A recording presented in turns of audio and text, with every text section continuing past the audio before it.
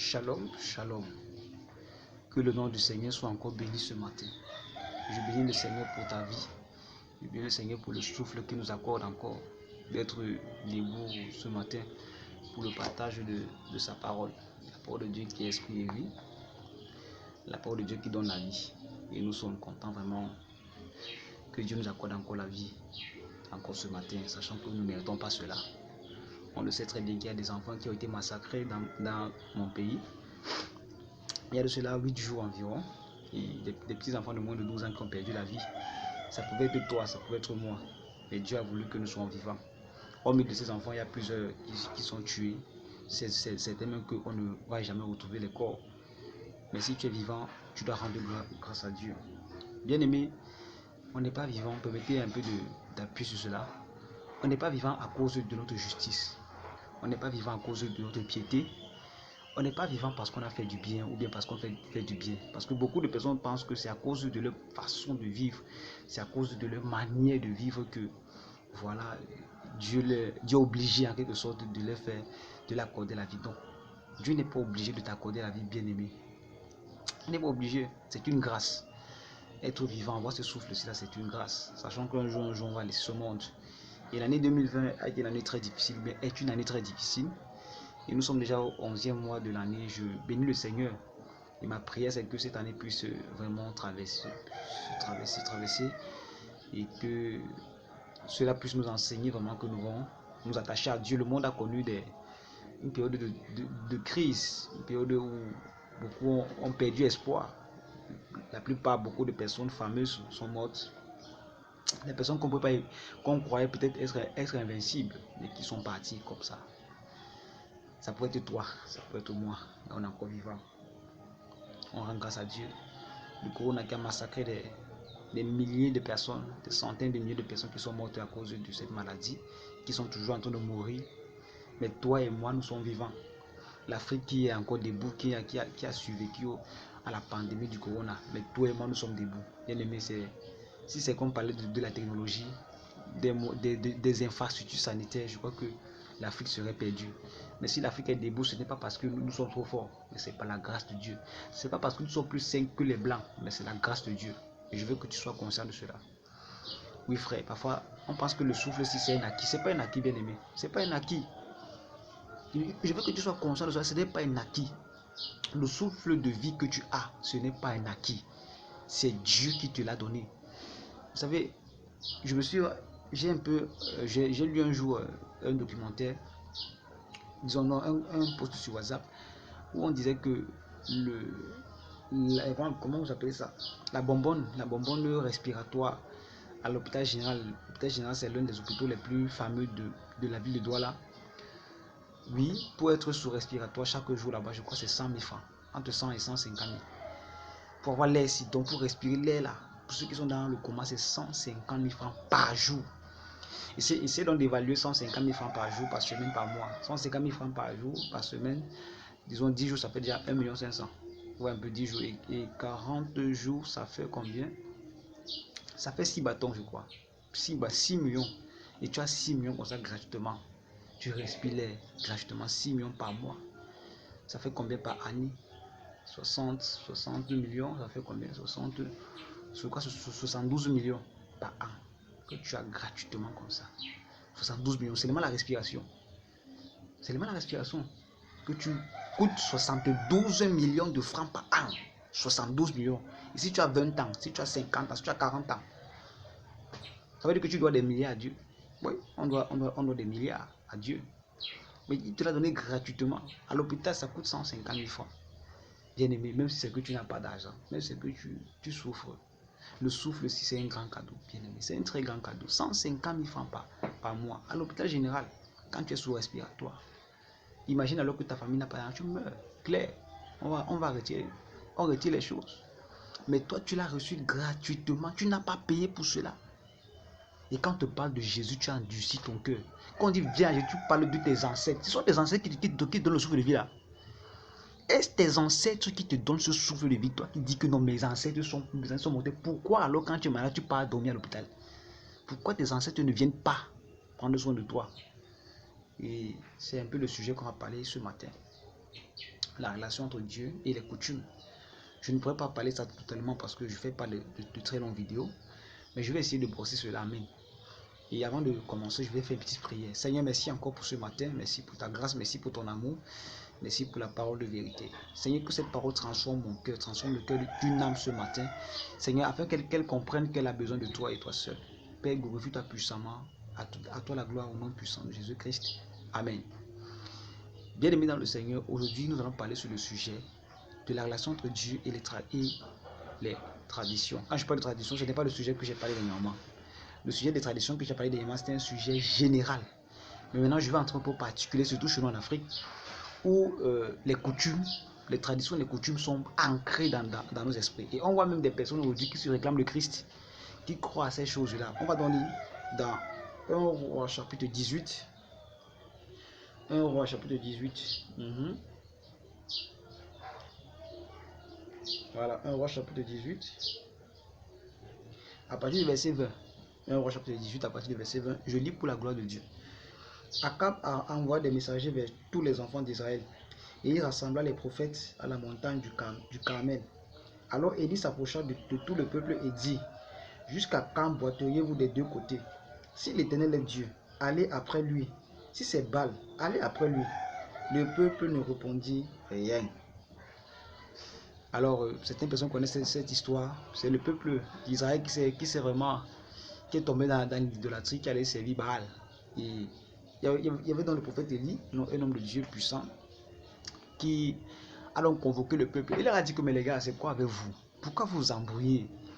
Si Dieu est Dieu, servez Dieu. Si vous dites que c'est Baal, servez Baal. Pourquoi voulez-vous boiter des deux côtés? Celui qui veut chercher à marcher, comme tu vois, on ne peut pas suivre deux lèvres à la fois. Pourquoi tu dis que tu veux servir Dieu et en même temps tu veux faire d'autres choses? Je vais parler aujourd'hui aux personnes qui croient aux traditions des ancêtres, qui croient que je peux être chrétien, je peux aller à l'église, entre guillemets, et en même temps je peux faire les coutumes, en même temps je peux faire des traditions, en même temps non, parce qu'il faut que j'honore mes ancêtres, bien aimés dans le Seigneur. Je ne sais pas si c'est que tu as pris le temps de lire la Bible, mais voilà ce que les Écritures nous disent. On ne peut pas servir deux dieux, on ne peut pas servir deux maîtres. Pourquoi voulons-nous boiter des deux côtés? Qu'est-ce que les ancêtres peuvent te donner dans ta vie, mon cher ami? Il y en a certaines personnes qui vont à l'église, mais qui croient à ces choses-là. Il y a même des chrétiens, il y a même des personnes qui, dans les problèmes, ils vont à l'église, ils vont chez le marabout, ils vont chez n'importe qui, parce que pour eux, bref, pour eux, solution, c'est solution. Bien aimé, pourquoi bois-tu des deux côtés? Ma soeur, toi qui as ce problème depuis des années, c'est toi-même qui mets pied chez le pasteur, c'est toi-même qui mets pied chez les prophètes, c'est toi-même qui mets pied chez le marabout. Qu'est-ce que tu cherches au fond? Pourquoi bois-tu des deux côtés? On ne peut pas boiter des deux côtés, bien aimé. Quand le peuple était dans le désert et que le peuple a commencé à se prostituer, Dieu s'est fâché. Ils ont même fait le veau d'or parce qu'ils voulaient être boités des deux côtés. Et c'est la réalité de beaucoup de personnes aujourd'hui qui se disent être chrétiens, mais qui sont dans les coutumes, dans les rites ancestraux. C'est un rite.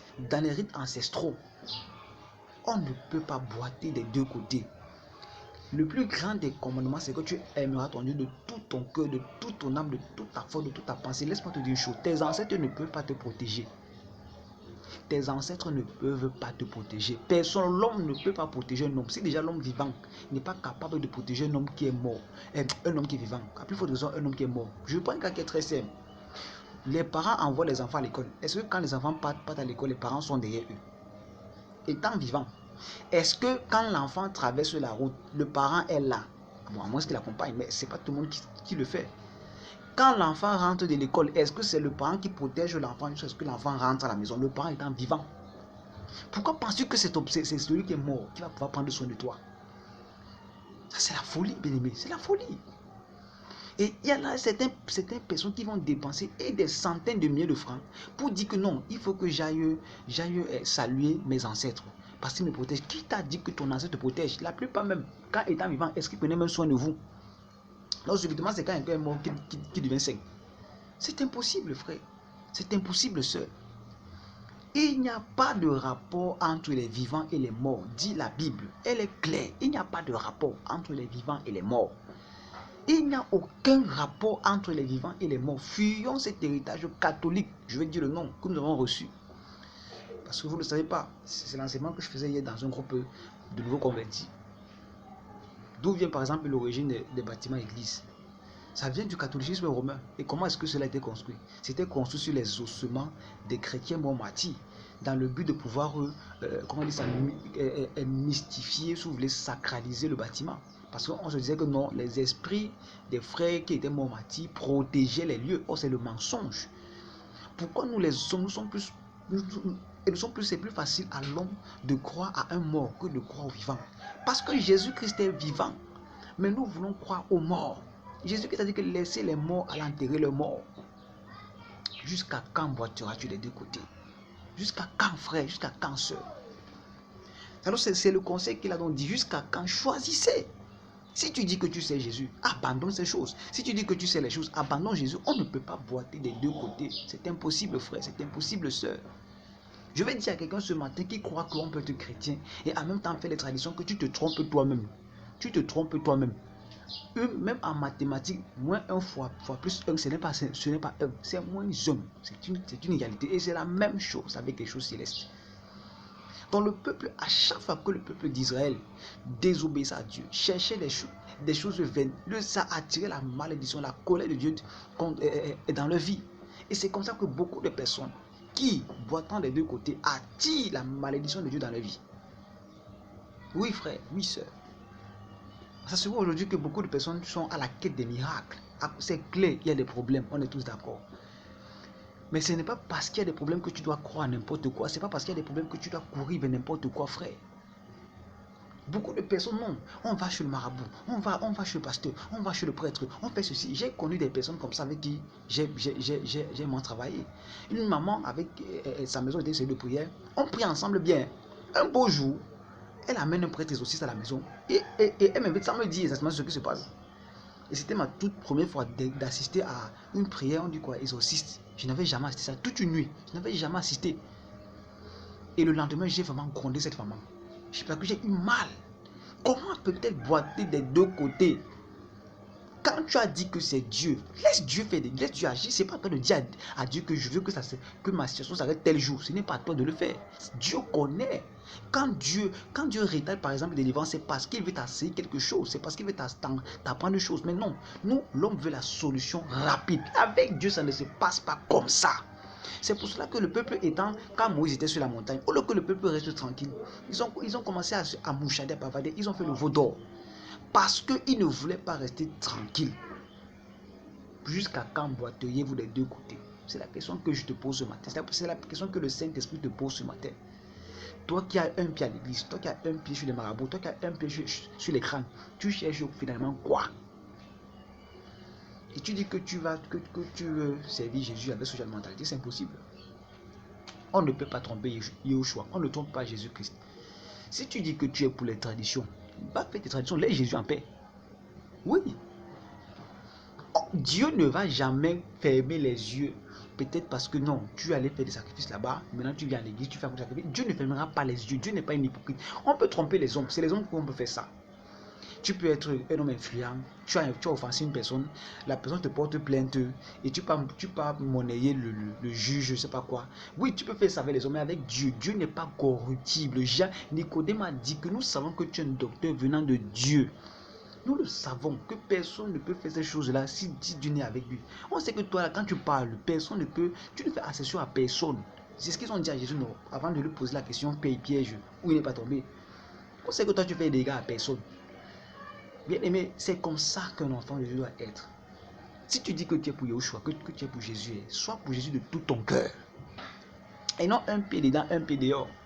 Et c'est vrai que beaucoup de personnes sont sous des malédictions, sous des alliances sataniques à cause de ce baladage spirituel, cette prostitution spirituelle. Tu es ici, tu es là-bas, tu es ici. Non frère, non ma soeur. Je vous dis une chose. C'est vous qui rendez les faux pasteurs riches. C'est vous qui les rendez prospères. Parce que vous n'êtes pas à la quête de Dieu. Mais vous êtes à la quête des choses charnelles. Le jour que les gens vont commencer à dire que non, je cherche véritablement Dieu. Ces faux pasteurs vont s'appauvrir, mais c'est vous qui les rendez. À cause de vos désirs insensés, pernicieux. C'est une vérité, frère. Je vous dis la vérité. C'est que moi, je dis toute la vérité. Je ne mens pas. Parce que vous ne voulez pas chercher Dieu véritablement, pour la plupart. Mais vous cherchez des choses qui n'ont pas de sens. Et vous ne voulez pas laisser le temps de Dieu, que Dieu transforme vos vies. Vous savez, bien aimé, de la même manière que Jésus-Christ a été tenté dans le désert, tout serviteur de Dieu aussi est tenté. J'ai eu des propositions pour avoir une grande église. Je n'ai pas peur de vous le dire, mais j'ai refusé. Je suis ce que je suis, ce n'est pas parce que je veux, mais c'est parce que j'attends l'explosion céleste, l'explosion de Christ. Ça ne coûte à rien ça ne me coûte à rien aujourd'hui de changer le message et avoir l'approbation des personnes. Mais je ne peux pas changer le message. Je peux faire souffrir pour la vérité et demeurer dans cette vérité. Donc c'est pour ça que je te le dis à toi là qui bois des deux côtés, que arrête de boiter des deux côtés. Je ne te dis pas que viens à Jésus, jamais. Mais une chose, si tu dis que c'est Jésus, reste avec Jésus. Si tu dis que c'est les traditions, reste avec les traditions. Ne mélange pas. Si tu dis que c'est les marabouts, reste avec les marabouts. C'est terrible. Comment quelqu'un peut croire à un homme? C'est la chose qui m'a tout dépassé. Je me pose toute cette question, moi, mais je ne peux pas croire à un homme.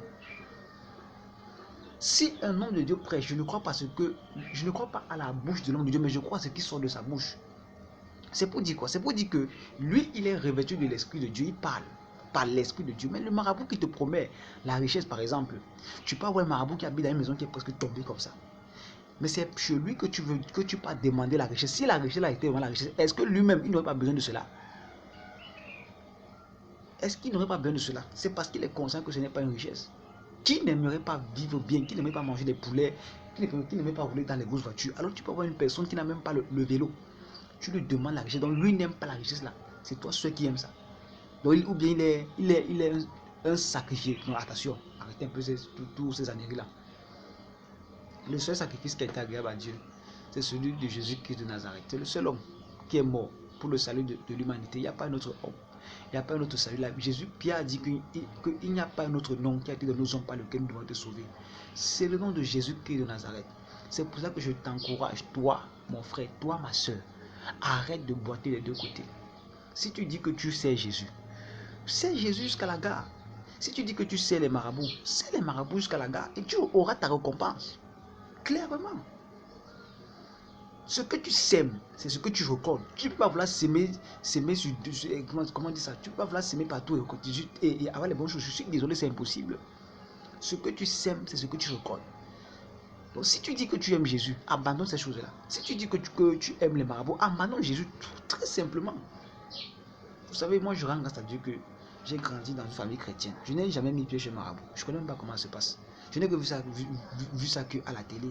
Et seulement les témoins des personnes me disent que moi, je me mets comme ça chez marabout. Un homme créé par le même Dieu que moi. Et dit que c'est lui qui va changer ma vie. Je suis vraiment, c'est la sorcellerie. Moi, je ne crois pas à un homme. Je crois en Jésus-Christ de Nazareth. J'ai dit que je ne boite pas des deux côtés. Je ne crois pas aux traditions. Mes ancêtres ne peuvent pas me protéger. Aucun homme ne peut protéger son frère. La Bible est claire. Je crois que c'est dans Ézéchiel. Il dit que chacun porte son péché. Le fils ne portera pas le péché du père. C'est impossible. Donc mes ancêtres eux-mêmes avaient besoin du salut, comme aujourd'hui j'ai besoin du salut. Ce que je ferai avec mes enfants, c'est quoi? C'est les transmettre le message de Christ afin qu'eux puissent demeurer. Mais si je ne suis pas là, je ne serai pas garant de leur vie. Chacun est garant de sa vie. Jean 3,16 est clair. Car Dieu a tant aimé le monde qu'il a donné son Fils unique afin que quiconque croit en lui, c'est quiconque, c'est chacun. C'est un truc entre toi et Dieu. Il n'y a pas quelqu'un qui va intervenir à l'intérieur. C'est entre toi et Dieu. Que même si ton père est pasteur, même si ton père est un apôtre, même si c'est que tu es archibishop, même si c'est que tu es n'importe qui, même si c'est que tes relations, ta famille est n'importe qui, l'affaire là c'est entre Dieu et toi. Il n'y a pas une troisième personne au milieu, c'est entre Dieu et toi. Il faut que tu sois conscient de cela. Dieu ne fait pas les choses par hasard. C'est ce que j'aimerais te dire ce matin. C'est que Dieu ne fait pas les choses par hasard. Donc apprends à te concentrer. Si c'est Dieu, concentre-toi sur Dieu. Si tu cherches Dieu, je peux te dire une chose. Tu ne pourras parler dans les fausses églises si tu cherches Dieu véritablement. Tu n'iras pas là où on va te demander de faire des choses qui n'ont pas de sens. Les soi-disant pasteurs te demandent de faire des choses qui sont contre la parole de Dieu. Tu ne peux pas le faire. Plein de personnes, de femmes qui veulent les enfants, et pas tu vois les prophètes qui couchent avec elles. Si tu ne peux pas le faire, si véritablement tu cherches Dieu, le véritable Dieu, tu ne peux pas, c'est impossible. Même s'il a les puissances de séduction et tout cela, tu ne peux pas. Parce qu'on ne séduit pas celui qui cherche véritablement Dieu. C'est impossible. Mais c'est parce que ce n'est pas Dieu que tu cherches, mais c'est la chose, c'est la bénédiction que tu cherches. Alors c'est la raison pour laquelle tu tombes souvent vers ce genre de personnes. Donc c'est pour là que ce matin, je t'encourage. Toi, mon frère, toi, ma soeur, cherche véritablement Yeshua. Cherche Jésus-Christ et tu auras la vie éternelle. Il n'y a pas de vie sans lui. C'est pour ça que je vais t'encourager ce matin. Sois adonné à Dieu seul. Abandonne ces choses-là. Abandonne les coutumes. Tes ancêtres ne pourront rien te faire. Il n'y aura aucun retour. La Bible dit qu'il n'y a pas de condamnation pour ceux qui sont en Jésus-Christ de Nazareth. Il n'y a pas de condamnation pour toi. Toi qui cherches véritablement Dieu, il n'y a aucune condamnation. Concentre-toi sur les choses célestes et laisse Dieu t'élever au temps convenable et tu verras sa gloire. Que le Seigneur te bénisse ce matin. Shalom.